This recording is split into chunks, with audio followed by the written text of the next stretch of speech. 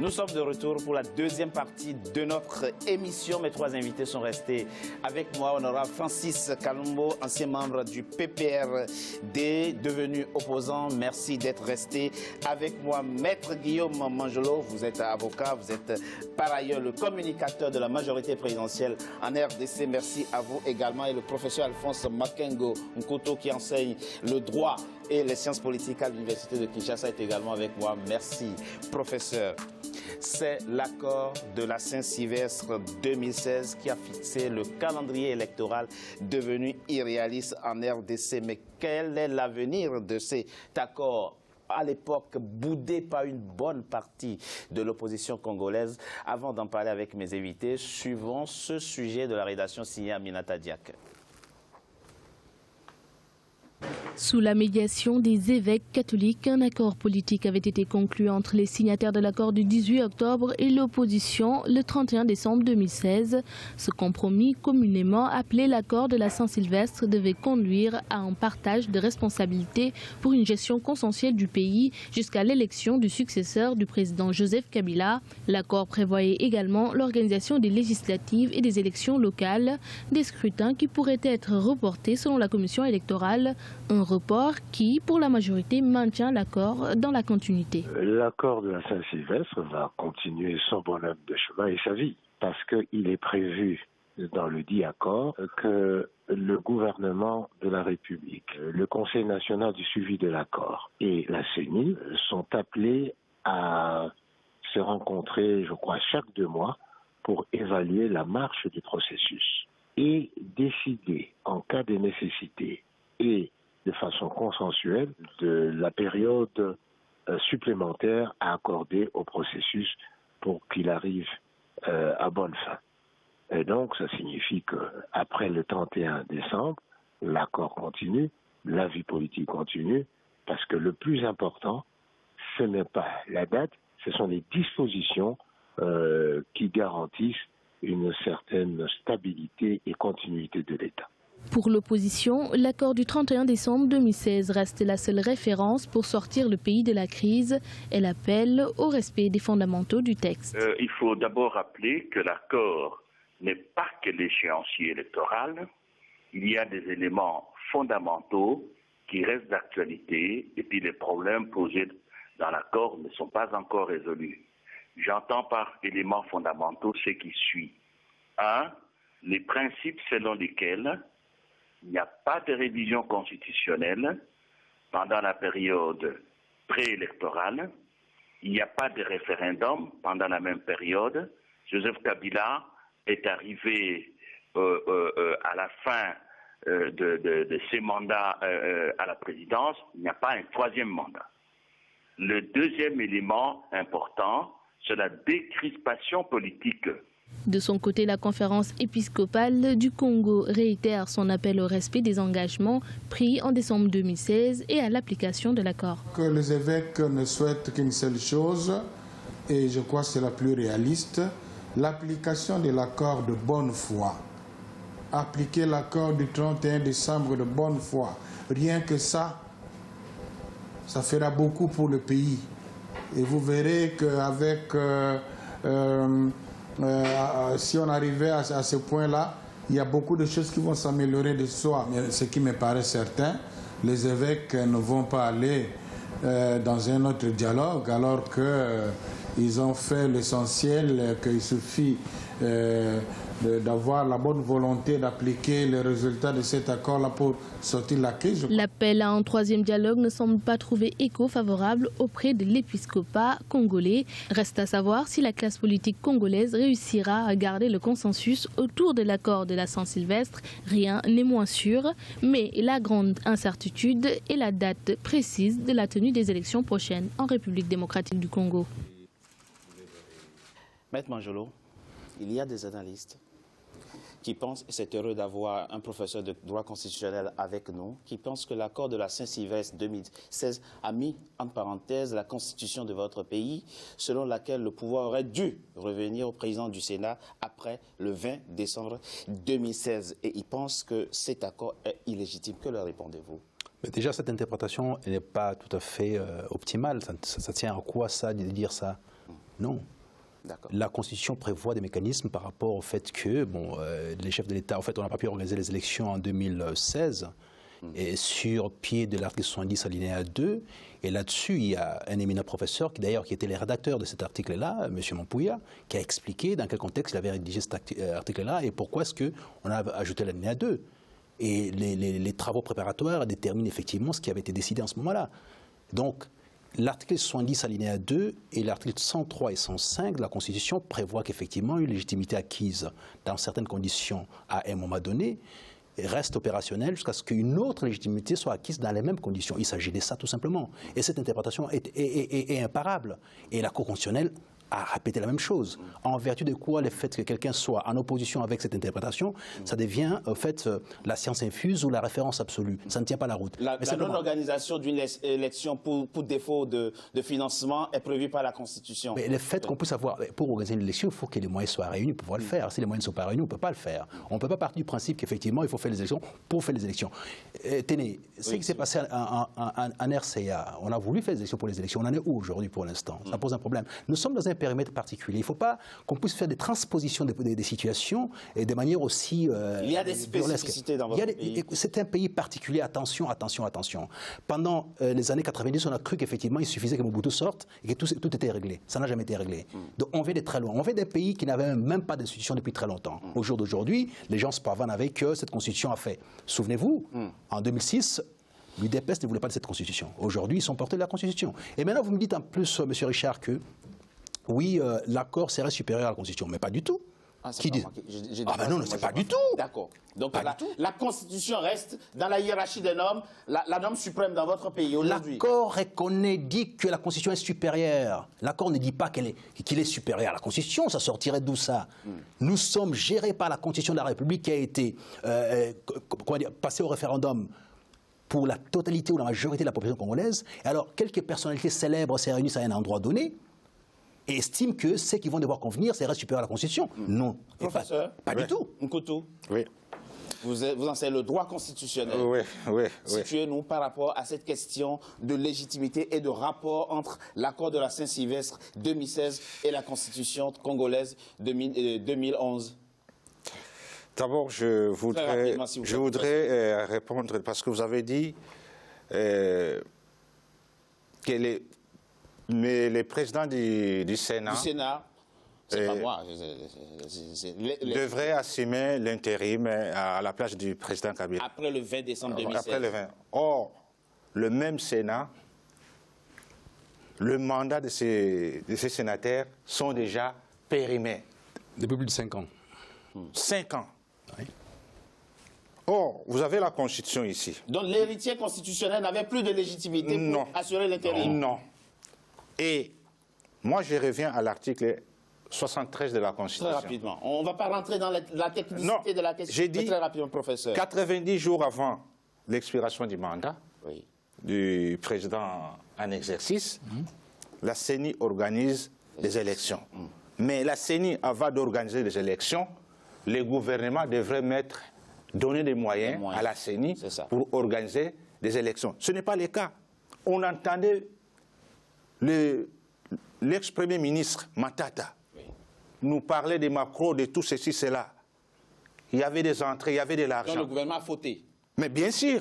D'accord. En manquant de donner les moyens, les fonds nécessaires à la CENI, vous êtes en train de nous dire que le gouvernement, en ce moment-là, a fauté, c'est-à-dire 90 jours avant le 20 décembre 2016. Et quelle devait être la conséquence constitutionnelle si on mettait de l'argent de côté, on pouvait organiser des élections. Quelle devait être la conséquence? Mais s'il y avait de l'argent, c'est que cet argent est passé où? D'accord. Mais quelle devait être la conséquence constitutionnelle de cette faute du gouvernement que vous stigmatisez? Mais pour le moment, le président, qui est le président Kabila, doit rester en place pour permettre ce qu'on appelle la passation des pouvoirs. Au nouveau président, soit-il élu en 2018 ou en 2019, ou même après. Bon, pour les dates, moi, je ne vais pas... On est dans l'interprétation. Donc, il va rester là jusqu'à l'installation effective du nouveau président. Merci, professeur. Voilà. Honorable Kalombo. Merci. Bon, je suis obligé de, en quelque sorte, contredire mon professeur. ce qui est peut-être gênant de ma part. Non, mais j'ai dit simplement ceci. Il a bel et bien commencé en expliquant que la faute revient au président de la République. Oui. L'article 69 de la Constitution fait du président de la République des garants de bon fonctionnement des institutions. Donc, c'est à lui de veiller à ce que chaque institution puisse bien marcher. Ça n'a pas été fait. Nous, l'autorité budgétaire, chaque année, nous avons voté un budget de 250 millions de dollars pour les élections. Le gouvernement n'a jamais débloqué chaque année cet argent pour donner à la CENI afin de pouvoir organiser les élections. Deuxième élément, nous sommes en 2014, vérifiable. Le gouvernement a dépassé plus de 1,6 milliard de dollars pour des dépenses qui n'étaient pas budgétisées. En 2014, alors qu'on pouvait mettre cet argent à la disposition de la CENI pour organiser les élections.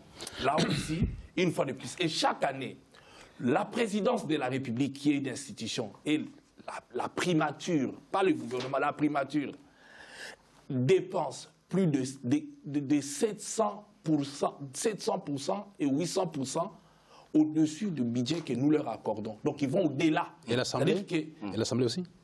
Je vais en arriver. Si. Moi, je vous parle des responsables. Nous, à l'Assemblée nationale, en tant qu'autorité budgétaire, nous mettons à la disposition du gouvernement le moyen. Pour faire les élections, le gouvernement détourne cet argent. Il n'y a pas d'autre mot. Lorsqu'on a détourné l'argent, lorsqu'on a échoué, on dépose le tablier. Lorsqu'on était incapable, on fait comme nous avons vu en Haïti. Le président a vu qu'il est incapable d'organiser les élections. Ben, il a démissionné. Il a laissé qu'on mette un intérimaire pour y aller. Maintenant, je vais continuer encore plus loin. Très rapidement, s'il vous plaît. Très rapidement. Oui. J'ai suivi le porte-parole du gouvernement ici. Heureusement, oui. Je suis avec un communicateur de la majorité. Lorsqu'il dit que le gouvernement... le conseil de suivi et la CENI doivent se réunir pour accorder une période supplémentaire. C'est écrit où? Dans quel accord? Et je m'interroge, d'où ils inventent ça? Nulle part on parle que le gouvernement, CENI et les autres doivent... Et d'ailleurs, nous devons nous poser la question aussi. Ça nous ramène à la question de départ. Puisqu'il est là oui, en tant que juge. Voilà. De quel CENSA nous parlerons? Puisque l'actuel CENSA, je sais pour ceux qui nous suivent, l'actuel CENSA qui est monocolore, à savoir, il n'y a que les gens de la majorité, puisque sur 3 vice-présidents, il n'y en a qu'un. Les 2 autres ont refusé parce qu'ils ont trouvé que ce n'est pas fait dans le norme. C'est-à-dire qu'il n'y a aucune institution. Donc l'accord de Saint-Sylvestre n'est jamais appliqué, ni le début, ni le commencement. Aucune chose. Et le Premier ministre qu'ils ont nommé. Et maintenant, je vais citer rapidement le problème qu'il a posé par rapport à cet accord. Mais moi, je ne comprends pas, il est juriste. Quand le président de la République nomme, en utilisant l'accord du 31 comme référence, vu l'accord du 31, il lui donne la suprématie. Et il nomme un Premier ministre soi-disant de l'opposition. Que dit la Constitution? Puisque nous sommes dans la Constitution, c'est dans ce qu'il dit. Le Premier ministre doit être issu de l'opposition. Non, de la majorité parlementaire. Oui, effectivement. Alors qu'on va prendre quelqu'un qui ne l'est pas. Et on trouve des arguments qui n'ont rien à voir avec l'accord. Et même cet accord, quand vous prenez leur arrangement particulier, on viole même cet accord. Donc c'est un accord qui n'est pas encore appliqué. Qu'on applique l'accord, il est là l'accord. Je lui mets à défi. Je peux même le lui prêter, qui me trouve là où on dit qu'on peut prolonger lorsque c'est 3 institutions. Au jour d'aujourd'hui, il est juriste. Comment vous allez faire signer 2 institutions constitutionnelles, je parle devant mon professeur. Vous avez le gouvernement qui est une institution constitutionnelle, vous avez, parce qu'il enseigne aussi le cours des institutions de la République. Vous avez la CENI qui est une institution constitutionnelle, et de l'autre côté, vous avez un conseil qui n'est qu'une institution conventionnelle, créée suite à une convention. Il faut qu'il y ait une loi organique, conformément à l'article 222 de la Constitution, qui va permettre, lui, de donner maintenant le pouvoir constitutionnel à cette institution pour pouvoir signer avec les autres. Aujourd'hui, on peut l'appeler, c'est illégal.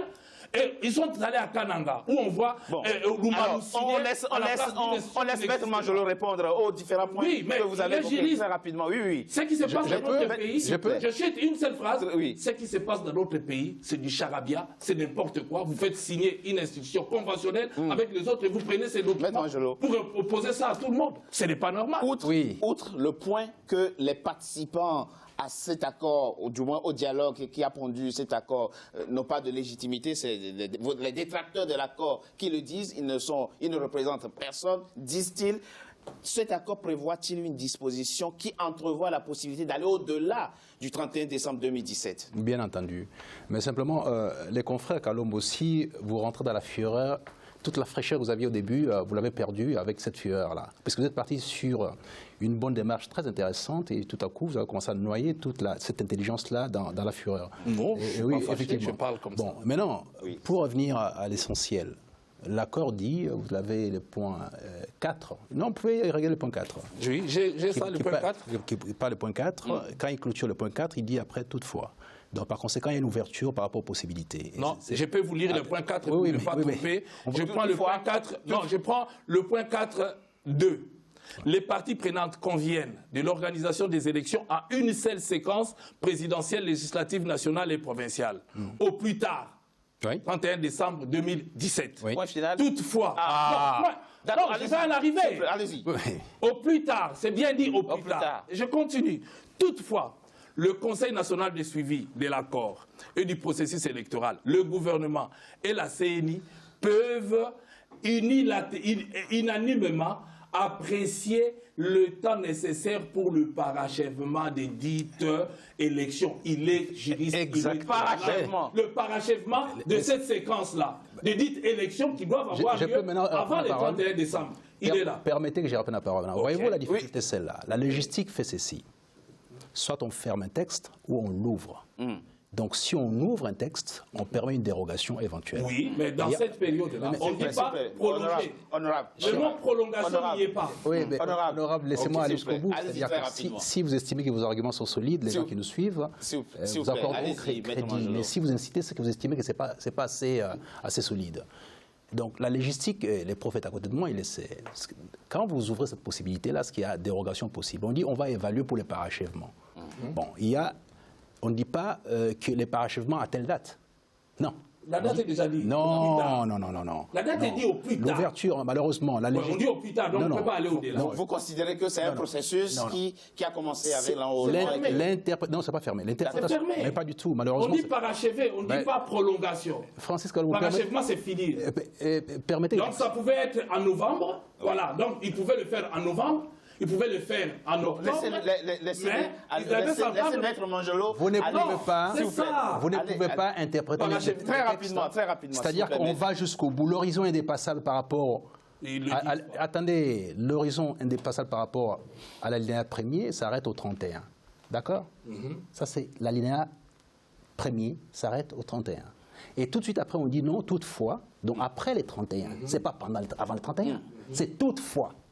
Donc après les 31, au cas où on n'a pas exécuté ces processus. Ce n'est pas écrit. Mais oui, mais oui. Bon, c'est pas grave. Donc ceux qui nous suivent. On ne dit pas prolongement. C'est pas grave. On dit pour parachever. Les parachèvements, c'est ça doit faire. Quand on dit au plus tard, ça veut dire quoi? Au plus tard à 9h. C'est-à-dire quand vous arrivez à 10h.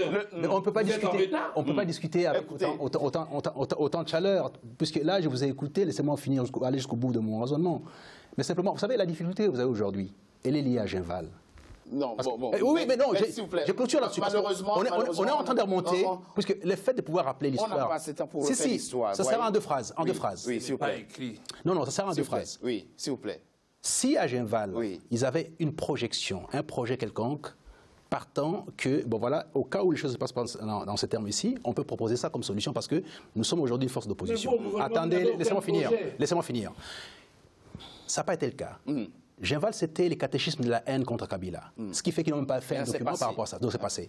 Maintenant, s'ils remontent les temps jusqu'à Mathusalem pour nous parler de l'histoire des financements, de ce qu'on a volé, tout ça, c'est toute chose. Pour l'instant, nous sommes dans les considérations inactuelles. Qu'est-ce qu'on fait exactement à l'heure actuelle? Et votre question là est censée. Qu'est-ce qu'on fait actuellement? Puisqu'on est au courant de ce qui est passé. Les passés, on le connaît. C'est qu'on fait actuellement. On laisse d'autres, puis c'est lui qui bloque. Monsieur Francis Kalombo, c'est impossible. D'accord. Vous sortez de la Constitution, on ne peut pas... Vous êtes déjà sorti de la Constitution. Non, on ne peut pas. Ils sont déjà les Congolais, notre correspondant Jacques Amboka en RDC est allé à leur rencontre. Ils se sont exprimés, on les écoute après une courte pause, s'il vous plaît. À tout de suite.